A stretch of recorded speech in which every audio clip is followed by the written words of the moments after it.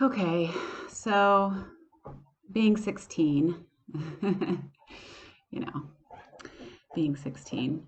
All right, so being 16 in the 80s means that ATM cards are, I don't know if they're really a new thing, but it wasn't like a big thing that everybody had them and everybody was setting PIN numbers and whatnot. Well, I got my first one. I might have actually been 17 now that I think about it.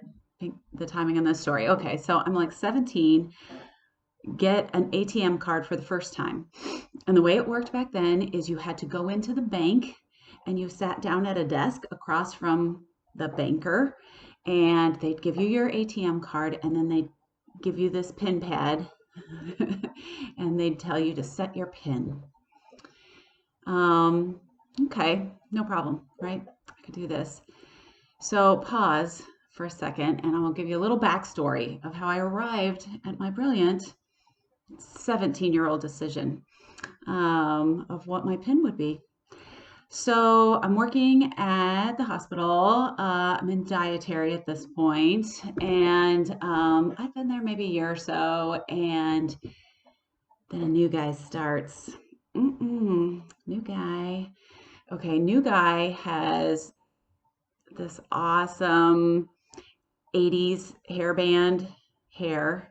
He's tall and this face, like perfect face. I'm pretty sure I was gawking. I don't know. I'm just like mind blown.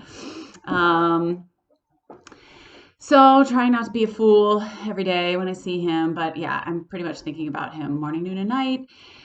We started kind of talking, and he's awesome. He seriously is like this great guy.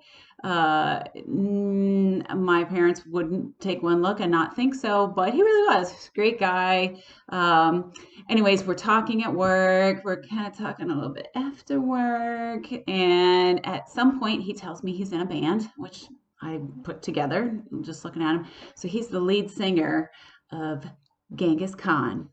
Oh yeah. So he invites me to come see them play and all this and yeah, I'm like falling hard as any good 17-year-old girl would do. And and so of course this is when the ATM thing happens.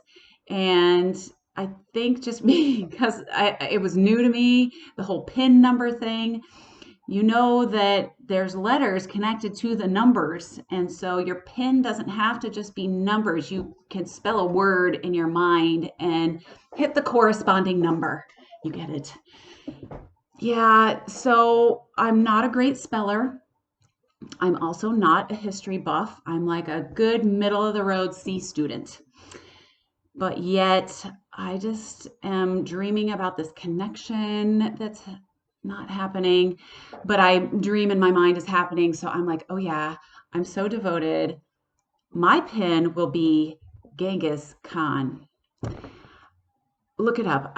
It is not easy to spell. There's a couple of H's in there. That's what threw me the most, although the vowels aren't easy either. So there's an H in the first word, there's an H in the second word, and you really have no clue where those H's are going to be. Then like Genghis, is it gang like A or is it Genghis? Oh my gosh, so stupid.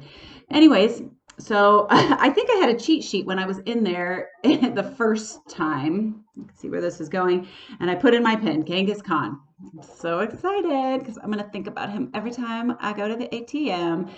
So, of course, you can guess what happens. I go to the ATM and I'm like, Genghis Khan. Wrong. Of course, you get three strikes and you're out, and now your ATM card does not work. Because I don't know how to spell Genghis Khan. Do you? So I locked myself out. No problem. Back then, you couldn't call it in. You had to go to the bank and then you had to sit at the desk with the lady and you had to redo it. Well, this is where being 17 really shows because you would think maybe I'd pick something simpler, like 1, 2, 3, 4, like everybody else my age, but no, I did Genghis Khan again. And I locked myself out again. Don't hate me. I did it the third time. Genghis Khan, the third time. In fact, I can't even say if I did it more than that or not. I just know I kept doing it until I knew that we were never going to go out. So that was a while. Yeah, that's my ATM story.